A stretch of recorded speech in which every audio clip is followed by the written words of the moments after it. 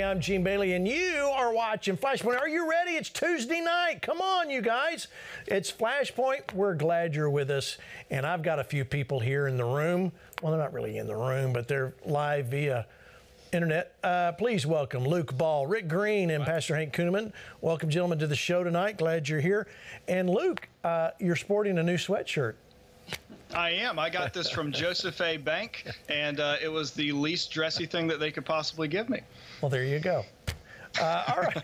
Listen, all right, we're going to get things started here right off the top because there's still so much going on with President Trump and the trial. But I want to start off with a recap from Jesse Waters. There is a crime. Watch. Well, the president said something incorrect there, and I have to correct the former president. He said that there's no crime here, and that's just wrong. There is a crime, and we found out today Michael Cohen's a thief. 19 days into this trial, we finally have a crime. Larceny. He stole 60 grand from his client. And then he took the rest. He paid 20 grand in cash in a brown paper bag to the contractor he was stiffing. This is the guy. This is the star witness. So now the jury sees Trump as a victim. He's a crime victim. This whole case rests on this one thing. Trump knowingly signing off on a false invoice. Cohen doctors this invoice, and that proves that Trump didn't know he was signing off on a false invoice. That blows the whole case up. Why would he sign off on an invoice that robs him of 60 grand? He wouldn't. He's in a conspiracy with a guy who's stealing from him. Some conspiracy. Michael Cohen didn't even tell the CFO. How is this all a conspiracy? Michael Cohen looks like he's running this entire thing. All right, Rick Green, you hear that? Trump becomes the victim in his own trial? Yeah, it looks like they found the real criminal. And Gene, as you know, man, the polling shows that the more they cover this stuff, the more the people of our country see the injustice against Donald Trump, and he goes up in the polls. And I think the Democrats are figuring that out, too. You know, they're all in the back rooms going, man, we really shouldn't have told Bragg to do that. Wonder how we get out of this. How do we stop this? It's too late. I mean, this is actually playing to Trump's favor. And, you know, I'd love to see Cohen, you know, be prosecuted again. But the most important thing, I think the biggest impact on everything is just locking Trump in that room for what has it been now, 5 weeks? It's hard for me to believe they took that long to present the prosecution's case and then finally a little bit of time for the defense. But the idea that he's been taken off the campaign trail. But even that, Gene, look at the rallies when he does have them. It's like there's all this pent-up demand, right, to go to a Trump rally. Instead of him being able to have one every night, you know, he only gets to do one or two a week. We're seeing unbelievable crowds, and the energy's off the charts. I'm not saying we should, you know, start, you know, counting our chickens before they hatch or anything like that, but I just think this is actually playing really well for Trump. Speaking of a man with chickens in the studio, Luke, let me go to you, because Luke really does have like 6 chickens in his. You wouldn't believe it, I told you. I do. During the break, I'll go get them if you'll let me, and I'll present them to the FlashPoint Army. All right, good. All right, so Luke, you work with you work with candidates running for office. If you knew a candidate was going to be in a trial, criminal court trial, what kind of odds would you give that person? What I would say is that the consequence of somebody being in a trial that is so high profile all the time is that it gets so much media attention. And Donald Trump has used this to his advantage in every aspect of the trial. So basically, you've had all of these members of Congress who have gone up there and stood outside of the courtroom where there's cameras. Not only does it benefit Donald Trump, it also benefits those members of Congress. People like Matt Gaetz and Bob Good, these patriots who have gone up there and stood firm and said, we are not going to allow the American people to be fed the left's lawfare through the television or the radio station. And so I think that when you're looking at all of the media value that is stacking up right now, it's exactly what Donald Trump did in 2015 and 2016. If you remember, they thought that he was going to announce his presidential campaign at every single event that he had. So the media followed him around everywhere, to the grand opening of his hotel in Washington, D.C., to every event that he wanted free media at, and he played it to his advantage. advantage. So that is essential for right now, because it is hundreds of thousands and probably millions of dollars in free media so that the rest of the world can see the type of lawfare that they're stacking up against the former president. All right, let me show you. Jon Stewart says, only in a Trump trial.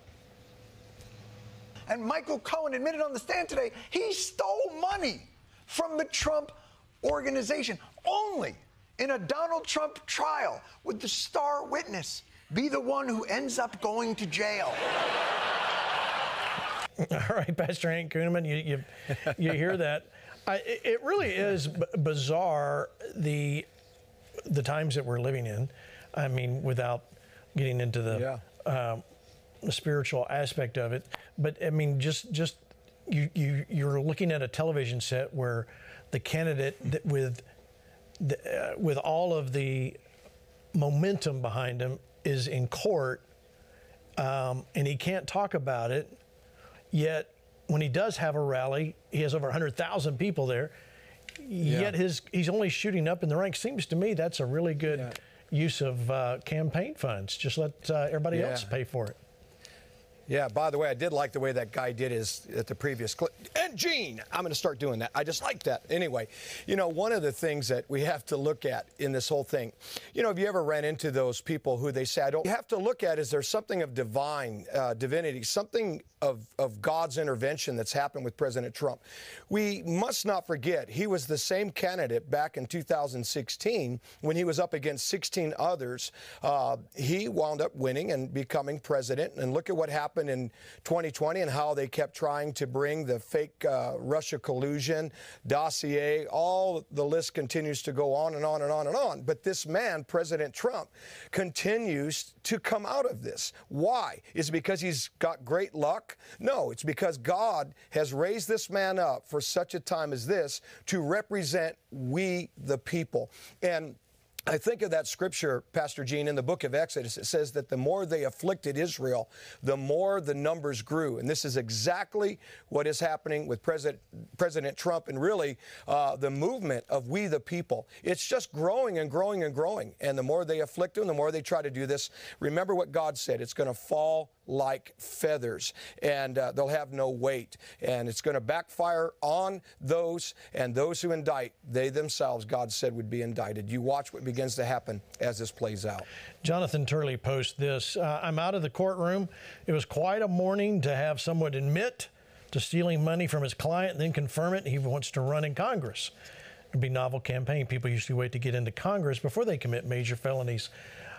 Rick, yes, ma'am. What do you think is going to happen with all of this? Do you they've rested, the defense rested fairly quickly. Do you think they rested their case quickly because they felt like the prosecution has done such a horrible job, or are they gambling, or what would be the reasoning?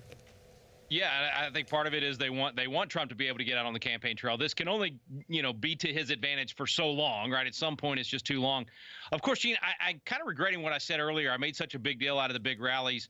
I mean, the reality is 100,000 at his rallies is not that many more than the 20 people that are showing up for Biden's. It's not that big of a disparity, so we probably shouldn't make such a big deal out of it. It's night and day, of course. But I think they want him back out, and also that's what you do. If you think the prosecution didn't make a good case, sometimes you rest literally at the end of the prosecution's case. You don't even put on a case. You say, Your Honor, they didn't make their case. We don't even need to show a defense.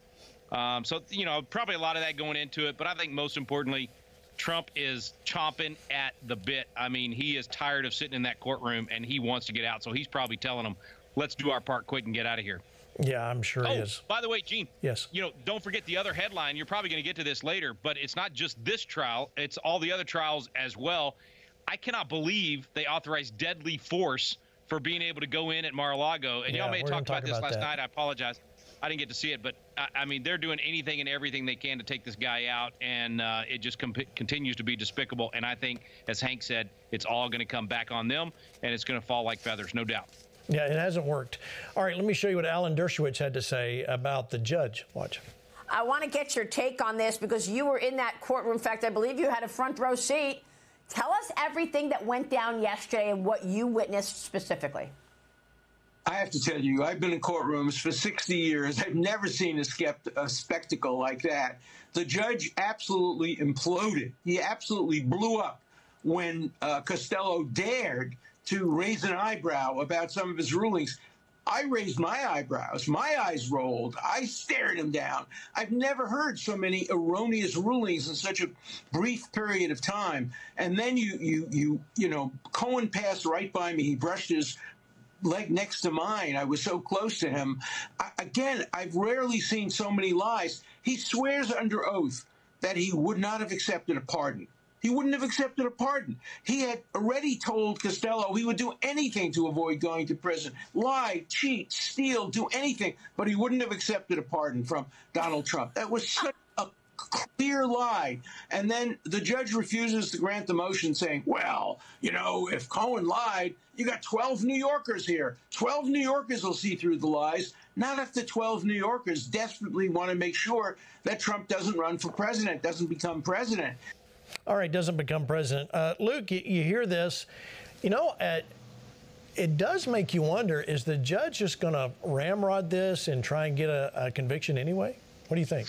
Well, I think we have to take the 100,000-foot view of the lawfare that's gone on against President Trump, because they have tried to keep Donald Trump off of the campaign trail for years, going back to the 2021 years of Congress and trying to get them off the ballot. And it wasn't specifically for those individual members of Congress. It was in order to set a legal precedent, trying to get these Republican conservatives who might have had legitimate doubts about we're going to try to use a conviction or kicking someone off of the ballot in that case to make sure that Donald Trump never had the opportunity to run for the Oval Office again. That did not work. It failed. And so over and over and over again, the documents case was just mentioned. It is ridiculous, the double standard there, because you also saw Joe Biden with his own documents dating back to when he was a senator in the U.S. Senate. And he has been in office a very long time. They probably would have found General Cornwallis's troop movements if they'd have gone through all of those documents. And so what did the National Archives actually do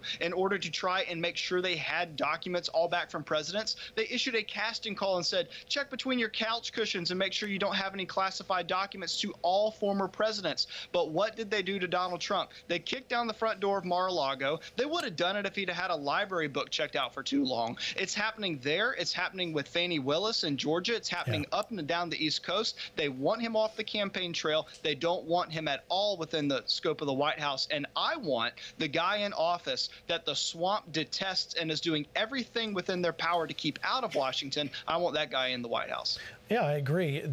We want fair and justice. We want it to be fair. And this isn't just a Republican, oh, you're on the Trump train. Listen, this is not right. So no matter which side of the coin you decide to fall on, this is not right. We cannot allow this sort. If it was a Democrat and this was happening, it still wouldn't be right. So don't, those of you that like to say, oh, well, there you go, they're those guys. They're always, trying to, understand we're about truth, and let's get to the facts. Let's get to the truth, and let's understand what's really happening in your government, no matter what party you decide you're on. Yeah. Amen, Gene. Oh, thank you. You're welcome. All right. Let me show you this Cuban-American Congresswoman Maria Elvira Salazar. I love this clip because she just goes full scorched earth on the media about what's happening in this case. Watch. I will get Thank you. En español, dime. En español, yes. Lo que acabo de decir es que esto es un circo político. Nosotros we are the largest minority in the country, the Hispanics. Los hispanos somos la minoría más importante en los Estados Unidos. Esto es un circo político que solamente se ve en Cuba, en Venezuela y en Nicaragua. Es una vergüenza que nosotros, independientemente de lo que usted piensa de Trump, si le gusta Trump, si no le gusta Trump, lo que piense de él, en realidad es que en este país no se logra una lucha política en las cortes, se logra en el ballot box, en las urnas. Y por eso le estoy diciendo a los hispanos, wake up. Despiértense, que lo que está pasando es marxismo y nosotros vinimos a este país para no tener esto, sino para que el futuro de nuestros hijos sea un... Amen. Yep. See, listen, Rick, I love it. I love it when I see people get to this point where she's so upset. She goes, this is not, you know, she talks about Marxism and everything else that's going wrong, and what they're, this ultra progressive agenda, to be the most complimentary way I can put it, to derail America. But this is what happens, and I believe we're seeing a lot of people that have had enough, and they're coming out and saying, listen, this is not right. We're not going to stand for it, and we must see change in America. What do you think? Yeah, man, you know, I keep quoting Thomas Paine from An American Crisis when he said, what we obtained too cheap, we esteemed too lightly, and we Americans obtained our freedom fairly cheaply. We didn't have to pay the price. A small percentage paid the price for us in the military and our first responders. Most of us did not have to pay that price. So immigrants get it. When they come from nations that have Marxism, that have totalitarianism, it's like my friend Benil Dariush, a UFC fighter. When he wins a fight, he gets up there and he gives a speech. He's from Iran. He's an Assyrian Christian from Iran. His wife is from Vietnam. They get it. And so he always gives his speech to the victims of Marxism and talks about it. So what she just did was speak out to those immigrants that have come to America to say, if you don't want America to become horrible like the nation you came from, if you don't want totalitarianism, you need to make sure that you speak out against these atrocities that are happening. And to Luke's point, I want this guy in the White House, not just because the deep state hates him and the swamp hates him, but because they've radicalized him. And what I mean by that is Trump, I don't think, got it when he came in 2016. I think he thought it was all just campaign rhetoric, and when he got in, everybody would play nice and do what was best for the country. He knows now that these people hate America, they hate the American way, they hate the American value system, and he loves the American way and loves the American value system, and he is now ready to fight tooth and nail to preserve that. And I want him to go scorched earth.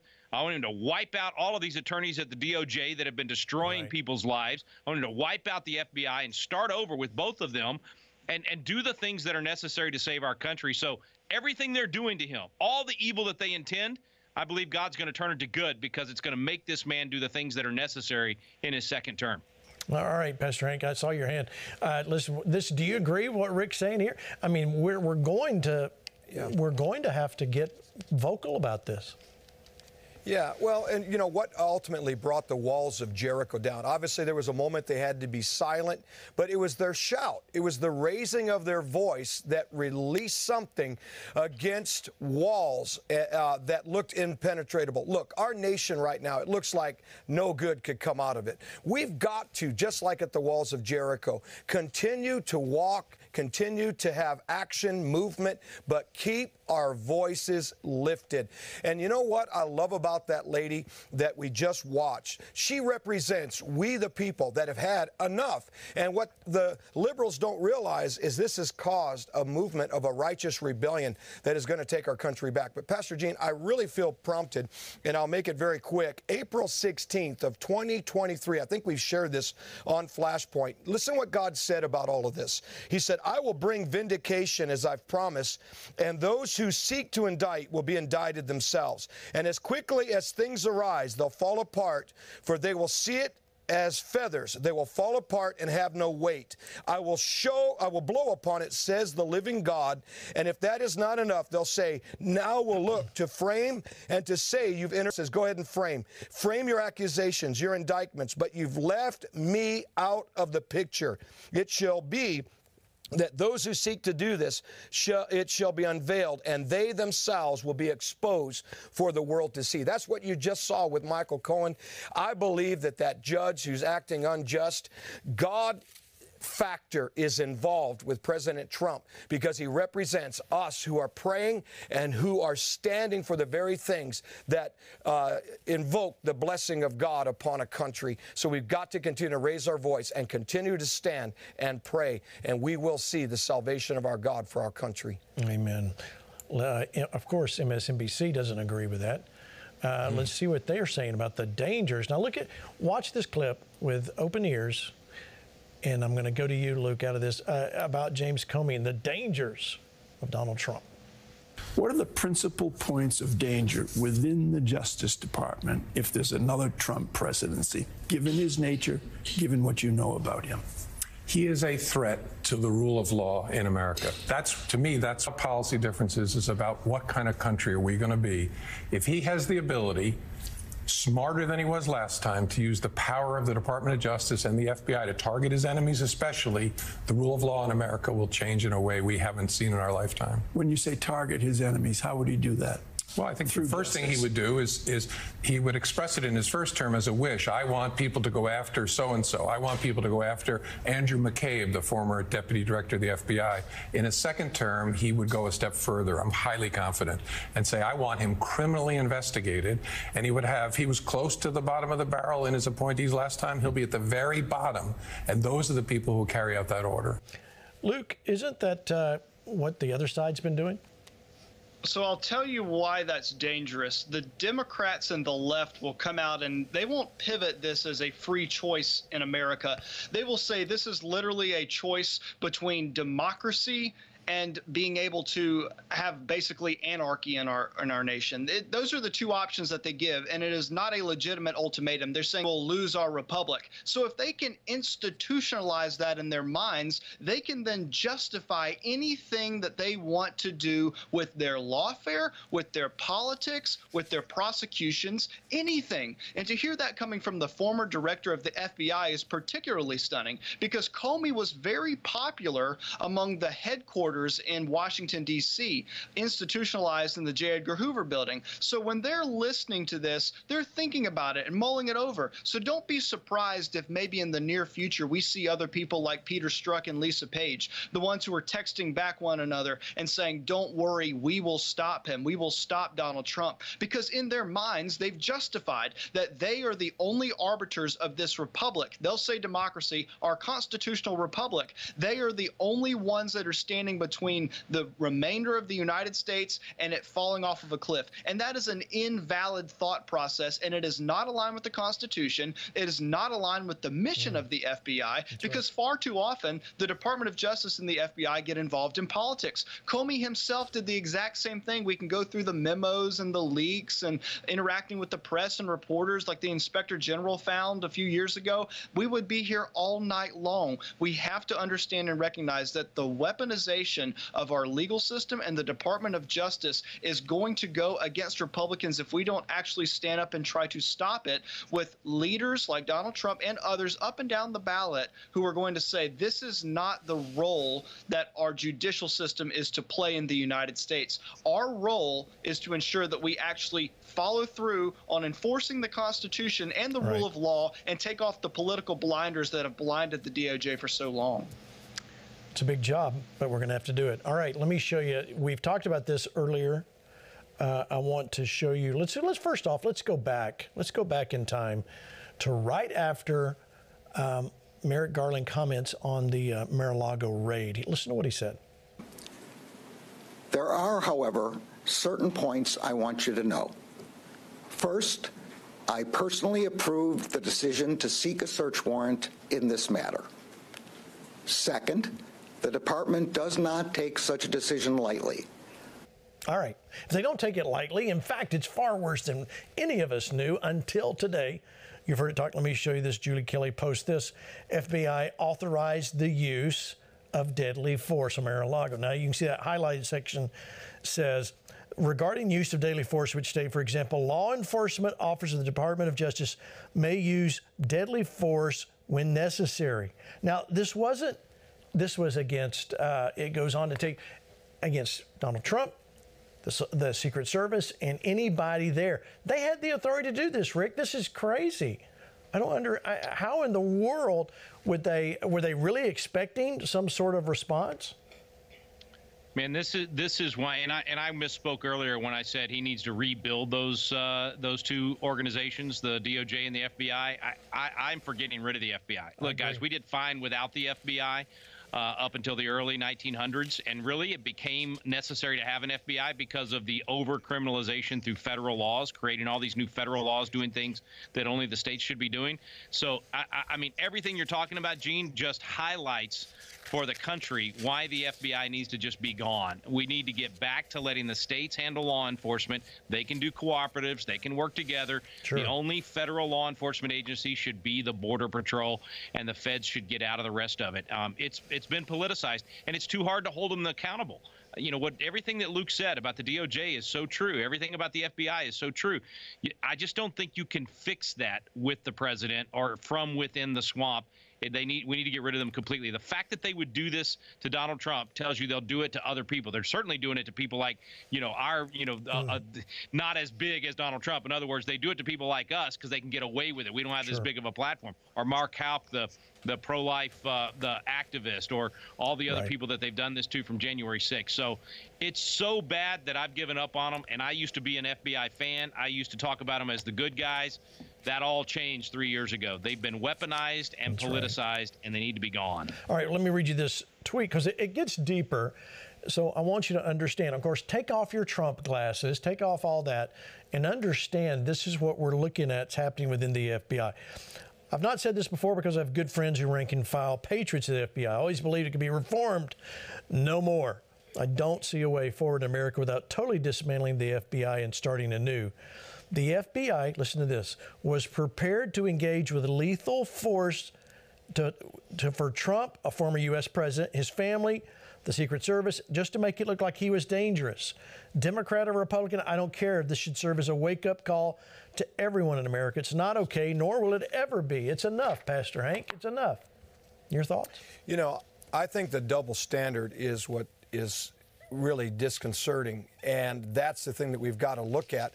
And the fact that it was commissioned by the Biden administration, you know, the FBI now stands for Federal Biden Investigators, it looks like.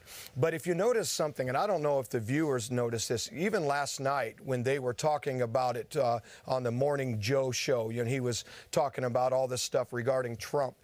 I'm noticing something, and it's very obvious. And again, take the Trump glasses off. These people are scared. And the reason they're scared is because there's a driving force behind them. And I believe it's demonic. And I believe that the enemy is afraid because God is listening to the prayers of his people. And God is intervening, and he will continue to intervene as long as we pray and stay out of fear. And that's what they're afraid of. We're going to get our country back. And if you notice something that Comey said in that particular clip that you had previous, he said that things will begin to change. That's what they don't want. They don't want America to be made great again. So they're going to do everything they can to continue to formulate accusations. But what's disconcerting is that they were commissioned to use potential deadly force on something like this. So we need to pray, and I think we're going to get a reset. That's what God's been saying, and we're going to get reversals. And that's what we got to fight with our faith for. Amen. All right, Luke, your thoughts? Yeah, I agree with that. And the sad thing is that all of the resources that have gone to weaponizing the FBI means that it has pulled away resources from actually enforcing the law, protecting and saving others. There are so many good men and women at the FBI. It is a shame that oftentimes they are overshadowed in the media by the upper echelons of that organization that has politicized that entity that could be used for a whole lot of good. So while they're tracking down with the largest operation in FBI history, the January 6th prisoners, while they're going after MAGA Republicans, they could be going after the potential terrorists that have crossed our southern border. We only know of 200 known terrorist suspects on the terrorist watch list that have come over our southern border. There could have been hundreds and hundreds more that have crossed. We have no earthly idea, but we don't take seriously that threat to our homeland security, and we will not until something in the United States happens, and maybe not even then. Joe Biden could have blood on his hands. He already has blood on his hands right now from people like Laken Riley and the other migrant crimes that have happened, but he could have a catastrophe with a legitimate terrorist attack on the United States. Why won't the FBI and Department of Justice divert resources to ensure that we enforce the law instead of going after MAGA Republicans and conservatives and putting people who attend school boards on a list? That is the weaponization of the Department of Justice and the FBI under Joe Biden, but it goes back much further than that. You'll remember that the federal government under Obama was going after conservatives like Tea Party organizations to try to disproportionately go after them instead of actually enforcing the law in a blanket manner. The swamp in Washington, D.C., and I live and work up here, is tilted so hard against conservatives. But the good news is I just came from a couple meetings today in Washington, D.C. Conservatives, Republicans, and Christians are all fighting back, and they are fighting hard. They are inspired by the people who are standing up across the country. And I tell you, when members of Congress go home, the good guys are going back to their districts, and they hear from their constituents encouragements and say, we are supporting you, go do it, and good job. That's the kind of energy that they need to go fight another day in Washington, D.C. And I think ultimately we're going to pull out a win against the deep state up here. I agree. We are going to pull out a deep win. A win against the deep state. Anyway, deep state win. All right, we're going to take a break. When we come back, one of the things we're going to cover, we're going to go inside a Target in San Francisco. You won't believe it. Don't go away. Be right back. Come back to the second half Flashpoint. I want to talk about the new book, Killing America. This is a preview copy. There's already in second edition because we had to add more content, and we're giving you a lot of references and stuff so you can get your copy of Killing America. So I pulled this out, opened it up, and someone has written in my book. Can you believe it? And so let me read you what's in this book. Great to see you. I was honored to write an endorsement. Watch LanceWallnau.com podcast. This is what happens when you let people come in your studio and they do things and then they write in your books. I'm telling you, you got to be careful. Got to be careful, America. So get your copy. This is killingamericabook.com. You can pre-order. It comes out July 2nd. We want to get this in your hands. It will equip you for what you need to have. And yes, it is written by my wife, Terry, and I. How it works is that we sit over coffee. She gets up earlier than I do. She's already prepared, and she unloads on me, and then we have a good talk, and then we pray, and then we get after it. Sometimes it's more talking. Sometimes I just listen. But anyway, you want to get your book, Killing America, at the, I know it sounds like a horrible confession, Killing America. No. Right here it says, Turning the Tide on the Tsunami of Darkness. We can do it, and we are doing it, and you're doing it. So get yours pre-order right now, killingamericabook.com. All right, one thing coming up, as you saw in the break, is Ohio. We're going to be in Ohio, right there in New Albany, Ohio, and that's near Columbus, at Faith Life Church again, Beach Road, Northwest New Albany, Ohio, June 27th and 28th. Now, of course, you saw the guests. We have added Rick Green, Luke Ball, Lance Wallnau, and Pastor Hank Kunneman, and we still got a couple of people that if they'll come, if they'll finally finalize, we'll be able to announce those too. It's a free event, 2024 FlashPoint.live. This Ohio event is unlike any other event that we do. Last year, it was very unusual, and we had a great time. This is when we released talking about the sound of freedom and everything else. So let me tell you a verse that I have for this. Okay, this is for Ohio, and this is Isaiah 61:8 in the Amplified Classic. For I, the Lord, love justice. I hate robbery and wrong with violence or a burnt offering.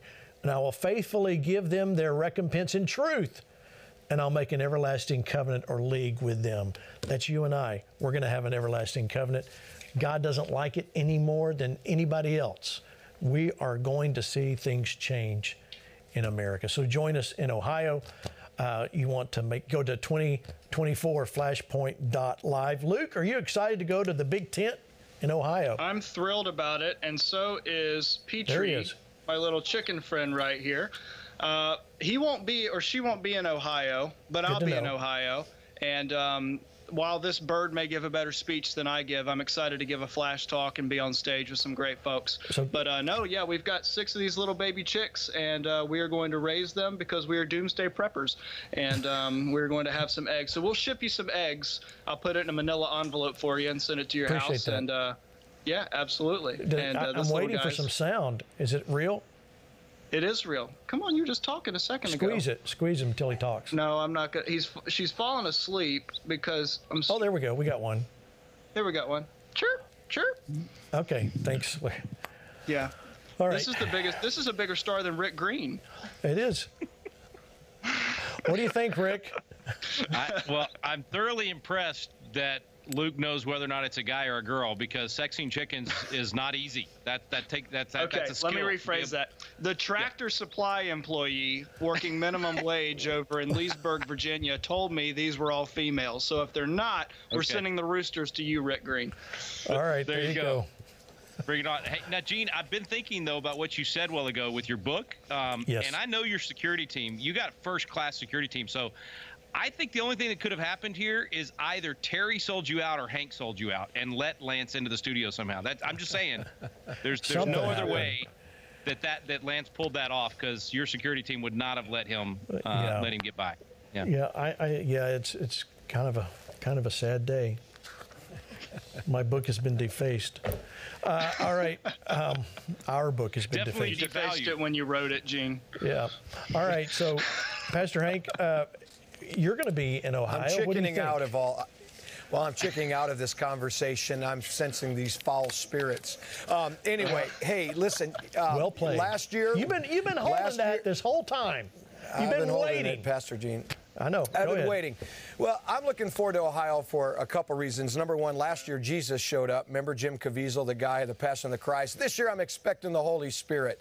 But last year I heard something in the Spirit in Ohio. I heard the sound of what sounded like a gate or a door that was swinging. And the Lord said, this represents the swing states that are going to begin to start swinging and shifting towards the right. And God's going to right things in our nation, set it in order. But also, I think it's the way what happened in some of the primaries, things started shifting in the swing states. So Ohio is a very, very strategic state. And it's no coincidence that it's right before our scheduled election. We need to get there. We also need to get to Omaha in September for the FlashPoint event that we're going to have, because we're going to shift our nation. And by the way, I did hear a prophetic word, and I believe it might be Ohio that I am to deliver a very powerful word. So I'm very, very excited. Oh, it's good. I'm looking forward to that. 2024 FlashPoint.live. It's a free event. If I didn't mention that, it doesn't cost you anything. Just go ahead, let us know. Make your reservation. Let us know you're coming. Helps us plan. Make sure we have enough seats for everybody. It'll be a great event. All right. So I told you before the break, we were going to take you inside a Target. Well, our friend Benny Johnson did just that. Hold on to your shirt. Watch. Target is one of the most popular retail locations in all of America. You probably have one in your hometown, but I assure you that your Target doesn't look like the Target in downtown San Francisco. My God. Check this out. That guy just got caught by armed security, looks like special forces, attempting to shoplift. Does your Target have to lock up in plastic boxes literally every item? This is just like a supplement. The face masks are locked up. This is what a zero trust society looks like.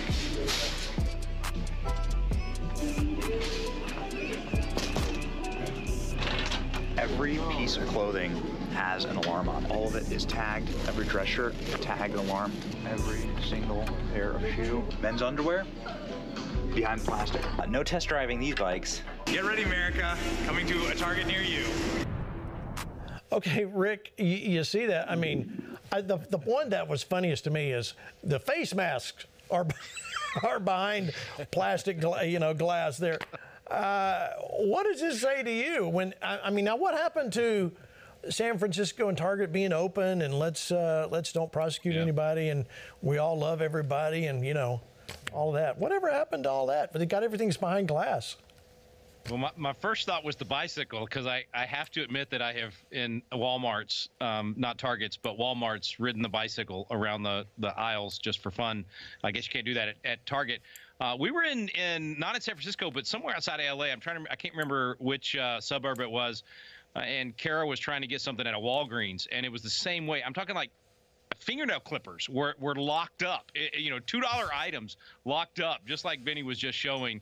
But it's exactly what he said. It's a lack of trust society, which is what? An immoral society. So once you get rid of moral absolutes and you say moral relativism, these are just the practical things. So there's no surprises here, right? This is downstream from saying there is no truth, anything goes, everything's okay.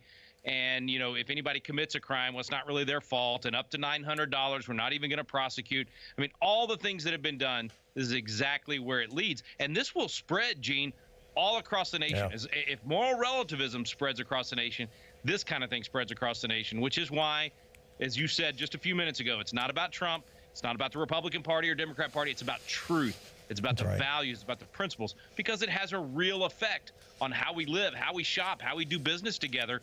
And if you can't trust each other, you can't even do business together, and you end up with all your stores looking like that. I want to live in a society where people treat their neighbors the way they want to be treated, where people think stealing is wrong, murder is wrong, you honor your father and mother. Guess what that is? That's a Christian society. That's a society where the Bible influences what's going on. Amen to that. Amen. All right. So speaking of the economy, before I go to these other guys, let me show you fast food prices. You're going, well, Gene, we shouldn't be eating fast food. Okay. All right. I'll go with you on that. But look at how this is the economy. Look at how this chart, if you can see it, McDonald's price increases. A medium French fry is now increased 134%. A McChicken sandwich, I don't even know how much chicken's in a McChicken, is increased 201.6%. This is crazy. Taco Bell, your beefy 5-layer burrito, I think that's Pastor Hank's favorite. Beefy 5-layer burrito has gone up 118.3% in price. It started off $1.69, now it's $3.69. And of course, Chick-fil-A, the deluxe chicken sandwich has increased 79.5%. The 8 Chick-fil-A nuggets is now 96.4% higher. Pastor Hank, I'm sorry, but you're just going to have to pay more for that beefy 5-layer burrito. You know, I think it's a Mick ripoff, in my opinion, what I'm seeing. But I will say this. You know, it's amazing about that inflation and all of this. Don't forget, Target is locked up, but the borders are open. It doesn't make sense what the liberals and the rhinos have done to our country. But I will say this. I believe that there are reversals that are coming, and I believe that our economy is going to be made great again. But in the meantime, we might have to do what Luke is doing. We might have to raise our own chickens, our own beef, and it's cheaper than going to the fast food. We grow them. We, right? I mean, makes sense, right? Makes sense? Yeah. Pastor Gene, I'm trying to make a joke, and it's not going over well. So there you go. Well, I agreed with you. Grow your own food, okay? Whatever. There you go. Makes sense. Makes sense? Makes sense. There you go. Makes sense. Okay. All right, let me show you. Let me move on. Everybody knows how the economy is doing. I was surprised things had gone up that much. You know, now, you know, it's pretty bad when a Happy Meal costs what a steak used to cost. All right, let's go to this about Joe Biden. Watch. And the department has to investigate discrimination aggressively. That's my special envoy to monitor cabinet anti-Semitism, Deborah. You all, where is Deborah here? My administration is working around the clock to free the remaining hostages, just as we have freed hostages already. And here with us today is Hirsch Goldberg Poland, and he is not here with us, but he's still being held by Hamas. All right, so now compare those comments to these. You can't be pro-insurrection and pro-cop.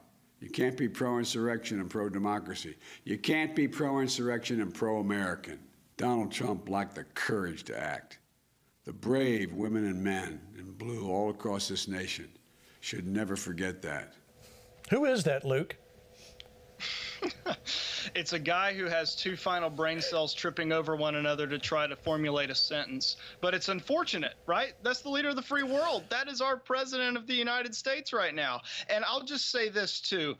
As a video editor, as somebody who does a ton of video for a lot of candidates, when we're doing direct-to-camera filming, the amount of cuts that you will have in a video is generally the number of mistakes that the principal makes while they're talking to the camera. So when you're seeing Joe Biden release these videos where he might string a paragraph together, the cuts go in and out and in and out. And it's because they're giving him 4 and 5 words at a time. And that is really discouraging, not just to Americans, because this is the guy who's in charge of our military. So when the rest of the world is looking at Joe Biden, they are not seeing strength. They are not seeing the type of America First strength that we had under Donald Trump, where the rest of the world feared him, in part because they had no clue what he might do to them if they crossed the United States of America. Under Joe Biden, when they see that weak leadership and they recognize that he is not in charge, but rather there's probably some kitchen cabinet oligarchy in his Oval Office dictating exactly what's supposed to happen across the world, they sense weakness and then they act on that. And so you have Russia Russia pouring into Ukraine. You have Hamas pouring into Israel. You have these disruptions across the world because America is not filling that vacuum that was on the rest of the world stage. And this is consequential not just on the rest of the world, but also here domestically, because the same people who are wanting the United States wiped off the face of the map are the ones who were invading Israel, and they counted that as a success in October. And so the terrorists who want to disrupt the United States and attack the United States are going to take advantages of the weakness that the Biden administration has presented them, like coming through our southern border, like signaling we're going to welcome in refugees from all across the world instead of honoring the legal immigration system that we have set up and trying to fix that so that it's fair for all people who are trying to come in. That is weakness on the world stage, and unfortunately it is a manifestation of the Biden presidency, incompetence and the inability to formulate a sentence. All right, well, and this America has a right to know what's going on here. Let me show you the comparison. What's up with his eyes? As you were talking about the editing in that clip, he didn't blink one time.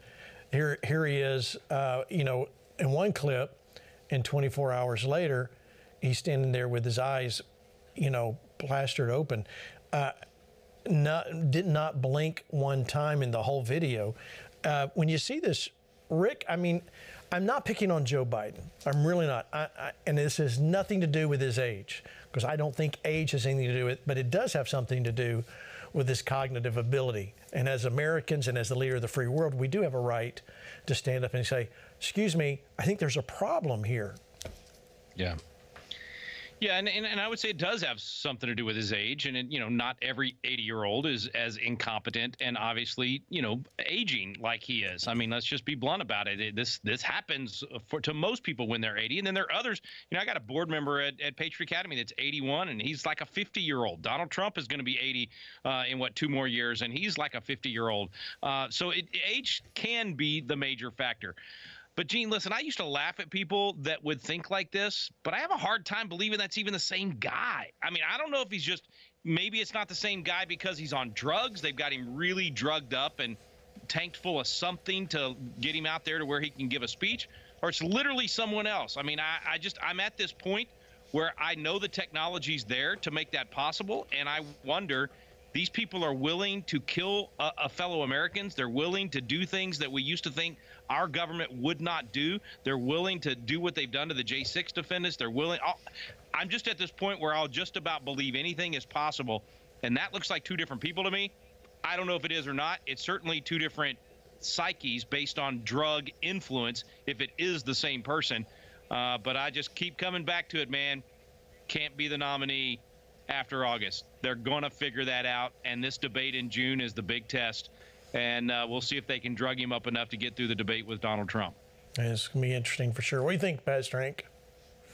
Well, something shaped my discernment when I was a young kid. Sesame Street. And that's before it went woke and weird. And they used to have this song, Pastor Gene, you're old, just like Rick Green is. Which one of these are not like the other? You got a guy, America's 200 years old, sluggers. And then you got a guy, okay, I'm going to tell you, the one with the starry eye, like sometimes Rick when he first comes on, it's because it's AI. It's computer generated. And I don't just question. This is an act. This is a game. It's the people behind all of this that I think we also have to call into question. And my prayer is that this masquerade is going to stop, and this masquerade is going to be exposed, and God is going to bring to justice this that they're trying to do to deceive the American people. And I agree with Rick. I've seen 3 or 4 different Biden lookalikes walking around, but it goes back, and they mocked me in the secular media. But an experience where I saw the face of Biden change 2 to 3 times, and I went on record and said it. And now people can't figure out who this guy is. And I really believe that there's a game being played. And I want truth, I want justice, and I want we the people to show you what she says. Watch. If he knows he's an illegitimate president. 17 different intelligence agencies concluded that in order to try and artificially place Donald Trump at 1600 Pennsylvania Avenue. President-elect as a legitimate president. You do not consider him a legitimate president? Donald Trump is an illegitimate president. He did not. It's because the Russians interfered. So we need numbers overwhelming so Trump can't sneak or steal his way to victory.